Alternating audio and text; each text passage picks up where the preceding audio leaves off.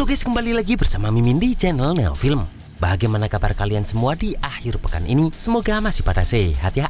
Dan pada video kali ini, Mimin hadir kembali untuk meneruskan alur cerita dari sang penerus Tangsan yaitu Yoho dan Wang Dong dalam Solen 2 episode terbaru yaitu Solen 2 episode 77.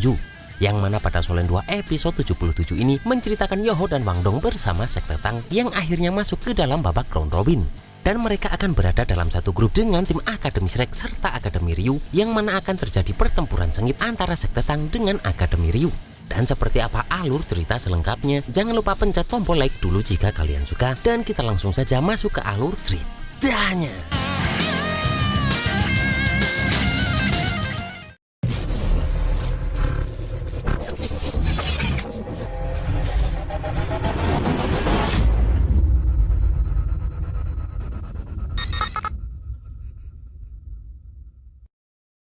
Di sini Sutianran tak menyangka jika sekte kecil seperti Sekte Tang yang kurang dikenal malah sangat sulit untuk dihadapi.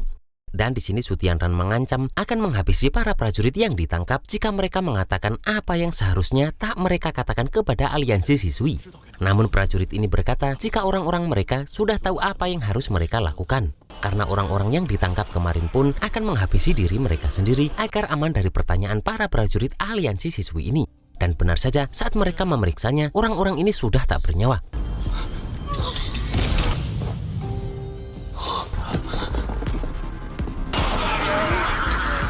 Bahkan tak hanya itu saja, karena Sutianran meminta para prajurit ini untuk menghabisi keluarga dari para prajurit ini.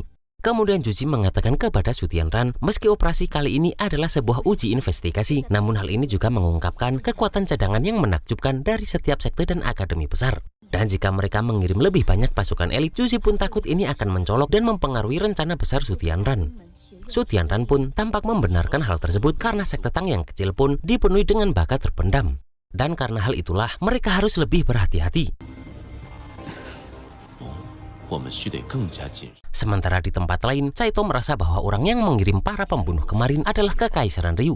Mendengar itu pun, Dong-er berniat menggunakan ini untuk mengungkap kelemahan Kekaisaran Ryu. Namun Saito tahu bahwa Sutianran tak pernah meninggalkan kelemahan setiap kali dia bertindak. Dan Saito khawatir para pembunuh gelap itu sekarang sudah menjadi tumpukan mayat. Mendengar itu Dong-er takut jika Yoho dan Saito terus ikut dalam kompetisi pemandu roh bawah tanah, maka itu akan sangat berbahaya. Yoho pun merasa jika dalam waktu dekat Kekaisaran Ryu tak akan mengutus orang lain lagi untuk melakukan pembunuhan gelap karena Kekaisaran Ryu sudah kehilangan sejumlah personel. Dan hal itu bisa mereka gunakan untuk menyelidiki aliansi siswi. Kemudian Yoho meyakinkan Dong-er bahwa dia pasti akan baik-baik saja. Di sini Xiaoxiu juga meminta Dong-er tak khawatir dan lebih baik mempersiapkan diri untuk pertandingan besok. Hari berganti dan terlihat Akademi Shrek masih mengandalkan Ciu-er untuk menghadapi para musuhnya dalam pertandingan ini hingga mereka memenangkan pertandingan.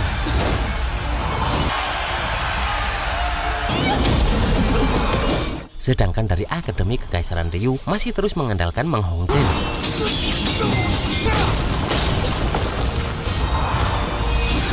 Sementara dari Sekte Tang, Dong-er turun tangan untuk menghadapi Akademi Tiandou.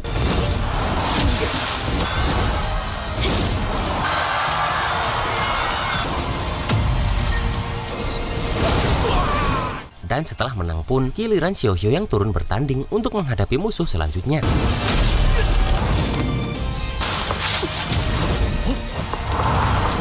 Tak hanya itu saja, karena orang ketiga yang turun tangan dalam pertandingan ini adalah Yoho, yang mana Yoho terus menggunakan kekuatan dari Suenu dan Bingbing untuk menghadapi anggota dari Akademi Tiandou ini.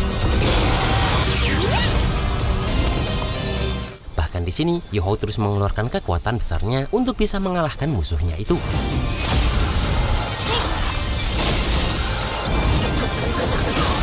Dan karena hal itulah, di sini Sekte Tang menang telak dengan skor 3-0. Melihat itu, anggota Sekte Dilong tak menyangka jika ternyata Yoho ini sangat hebat. Terlihat di sini babak eliminasi terus bergulir, yang mana pada akhirnya Xiaoxiu lega karena pada akhirnya juga babak ini selesai. Dan Xiaoxiu merasa lelah karena setelah tim peserta diperluas, mereka harus bertarung selama beberapa pertandingan. Namun Dong-er berkata jika waktu Xiaoxiu di lapangan yang paling sedikit dan tak mungkin dia lelah. Tak lama setelah itu pun pengundian untuk babak selanjutnya telah dimulai. Dan terlihat tim yang tergabung dalam grup 1 yang pertama adalah Akademi Master Pemandu Roh Kekaisaran Ryu. Kemudian setelah itu adalah Akademi Shrek yang membuat semua orang tak menyangka jika juara pertama dan kedua pada turnamen periode sebelumnya bisa berada di grup yang sama. Sementara tim ketiga yang berada di grup 1 ini adalah Sekte Tang, yang mana itu membuat Dong Er tak percaya jika mereka dikelompokkan dalam satu grup dengan Kekaisaran Ryu dan Akademi Shrek. Di sini Guru Zhou pun merasa jika tampaknya Kekaisaran Ryu belum bersiap untuk mengikuti pertunjukan ini.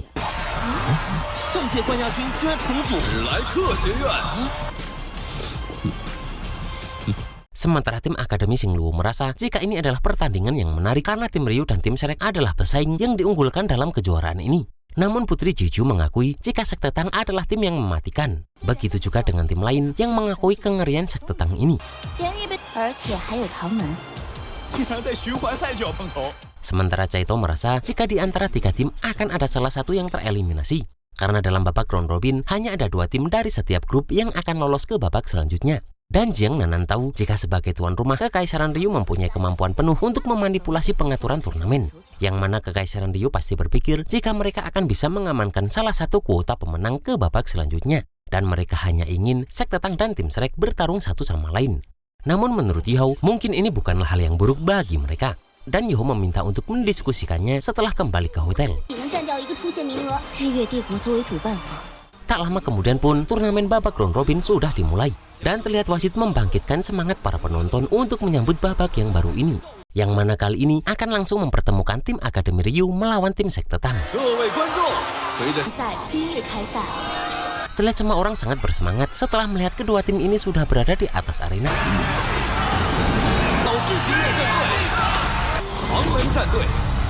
Bahkan terlihat Xiu Hongchen menyambut tim Sekte Tang yang berhasil melewati rintangan untuk sampai ke babak ini.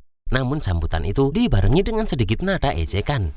Namun Susanshi tak mau kalah dan menjawab jika dia mendengar bahwa tim Ryu yang dikalahkan mereka saat masih membawa nama Akademi Shrek sekarang sudah banyak yang pensiun dan beralih profesi menjadi penjual telur ikan.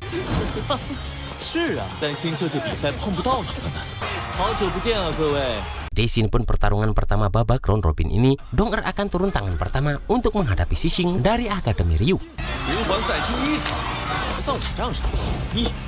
Dengan cepat pun Xixing ini langsung menggunakan meriam pemandu rohnya untuk menyerang Dong Er tersebut.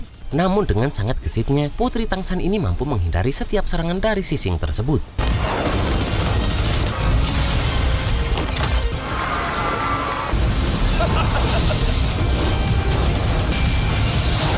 Tak hanya sampai di situ saja, karena Xixing menggunakan alat pemandu rohnya yang lain untuk terus menekan Dong Er ini.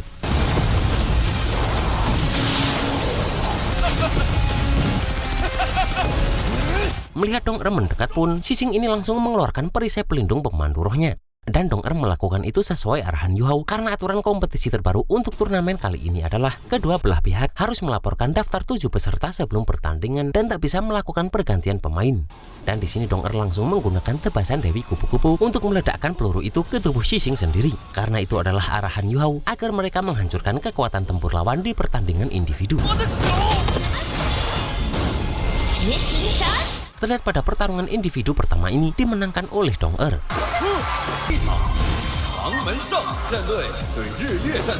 Setelah itu Tetua Akademi Ryu meminta agar peserta kedua dari Akademi Ryu segera melumpuhkan Sekte Tang. Dan di sini pun Zhou Xinghuo maju untuk menghadapi Dong Er ini, yang mana Zhou Xinghuo ini dikenal sebagai Raja Meriam Berat.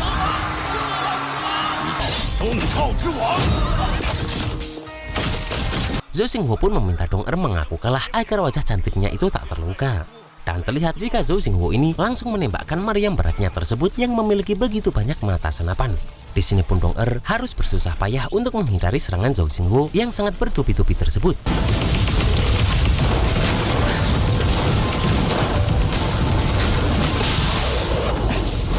Bahkan Dong Er harus menggunakan teknik sayap pedang untuk menghancurkan peluru yang menuju ke arahnya. Terlihat Zhou Xinghuo juga harus menggunakan perisai pelindung tak terkalahkan untuk menahan tebasan sayap Dong Er ini. Di sini Dong Er pun berusaha untuk menyerang balik Zhou Xinghuo tersebut.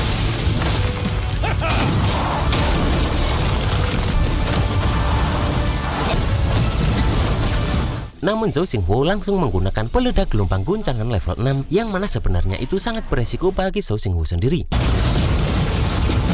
Namun bagi Yoho itu akan sangat aman karena perisai pelindung tak terkalahkan masih aktif. Yang mana karena itu efek dari ledakan gelombang guncangan semuanya akan menimpa Dong Er. Dan meski perhitungan Zhou Xinghuo sangat bagus, namun sayangnya Dong Er langsung menggunakan teknik bayangan hantu jejak menyesatkan untuk menghindarinya. Saat Dong Er akan menghabisi Zhou Xinghuo ini, terlihat wasit langsung menahan Dong Er ini. Dan di sini wasit juga mengumumkan jika pertarungan individu kedua ini dimenangkan oleh sekte Tang lagi. Namun di sini Zhou Xinghuo tak terima jika dirinya kalah. Dan bahkan dirinya berusaha menyerang Dong Er dari belakang saat Dong Er berusaha kembali ke tim sekte Tang. Namun untungnya Yoho langsung menggunakan mata rohnya untuk menyerang mata Zhou Xinghuo ini. Namun tetap saja jika Dong Er masih terkena serangan diam-diam Zhou Xinghuo tadi. Caito pun sangat marah karena mereka berani menyerang secara diam-diam, dan itu termasuk melanggar aturan. Namun tim Ryu yang semuanya angkuh merasa bahwa mereka tak perlu mengikuti aturan. Di sini pun Yoho berkata kepada wasit jika tadi hasilnya sudah diputuskan. Namun mereka menyerang secara diam-diam dan Yoho meminta penjelasan. Namun di sini wasit malah memutuskan untuk mendiskualifikasi Yoho karena Yoho menyerang dari luar arena. Mendengar itu Xiao Xiao merasa bahwa wasit memihak pada tim Ryu. Bahkan mendengar itu pun wasit ini juga mendiskualifikasi Xiao Xiao.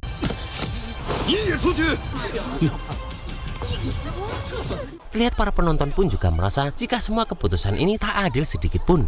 Dan di sini pun wasit mengumumkan bahwa tim sekte Tang langsung kalah dari tim Akademi Ryu ini. Namun di sini ada salah seorang yang langsung menampar wasit butak ini, yang mana orang itu adalah Zheng Zhan, sang ketua wasit di dalam turnamen ini. Di sini Caito terkejut karena dahulu Zheng Zhan yang tak bisa dihancurkan itu ternyata adalah ketua wasit turnamen ini. Di sini pun Zheng Zhan ini langsung mendiskualifikasi Zhou Xinghuo dari kompetisi ini. Kemudian Zheng Zhan berkata kepada wasit butak jika sebagai wasit dia berulang kali membuat penilaian yang salah dan tidak memiliki etika profesional. Maka dari itu Zheng Zhan mendiskualifikasi wasit ini sebagai wasit turnamen dan akan segera dikeluarkan dari arena. Serta untuk pertandingan selanjutnya, Zheng Zhan sendirilah yang akan memimpin jalannya pertandingan. Di sini pun Yoho bertanya apakah tim sekte Tang boleh meninggalkan tempat dulu untuk mengobati luka. Dan terlihat jika Zheng Zhan membolehkan hal tersebut. Di sini pun mereka langsung mengobati luka Dong Er ini. Kemudian Yoho pun meminta agar Caito yang maju selanjutnya dalam pertandingan ini.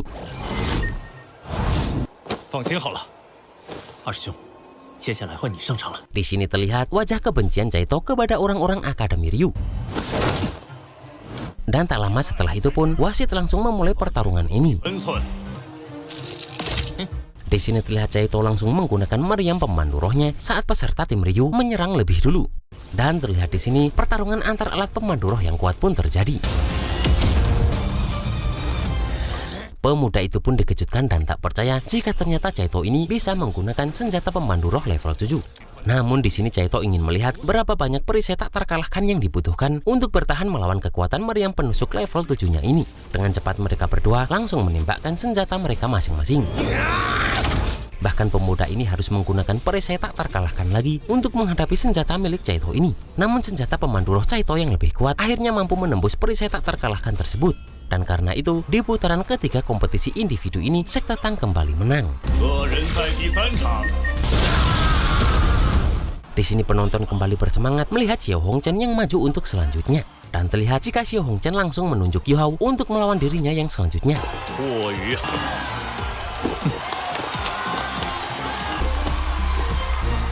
Namun di sini Yoho meminta kepada wasit karena sekte Tang akan melepaskan kompetisi individu dan langsung masuk pertarungan tim saja. Mendengar itu pun, Guru Zhou merasa Yoho mempunyai taktik bagus. Karena dalam aturan kompetisi yang baru boleh melakukan hal ini. Di sini terlihat wajah kekecewaan dari tim Ryu ini. Bahkan Xiao Hongchen mengakui kecerdasan dari taktik Yoho tersebut.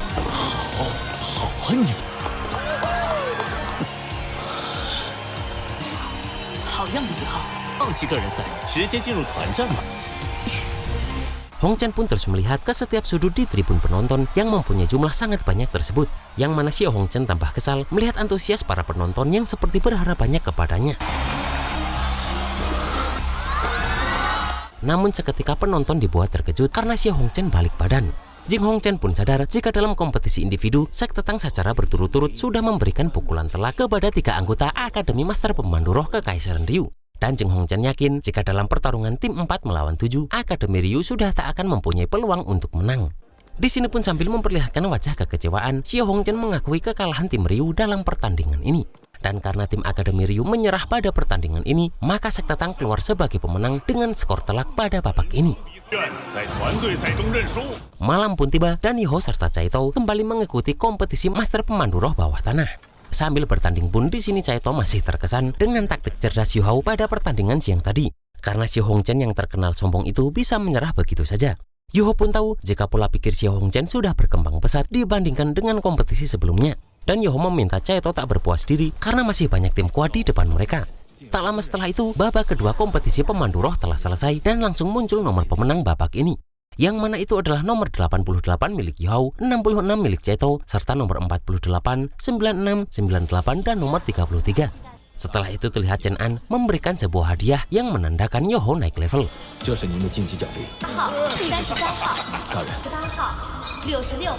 Saat akan keluar pun, terlihat beberapa pemuda terus memperhatikan Yoho dan Caito ini. Yoho pun bertanya apakah Caito memperhatikan jika kontestan nomor 96 dan 98 mempunyai pisau ukir juga. Caito pun mengakui jika pisau ukir tersebut memang tak sederhana. Di sini Yoho teringat perkataan Chen An jika mereka adalah master pemandu roh kuat yang diundang secara khusus. Dan karena itu, sekarang sudah tak ada pertandingan yang mudah bagi siapapun.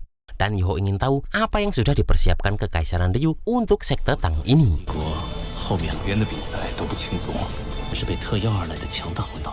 Dan pada Solen 2 episode 78, terlihat sekte Tang akan menghadapi tim lain yang mempunyai kekuatan lebih mengerikan. Karena tim tersebut bahkan akan sangat membahayakan bagi Dong-er.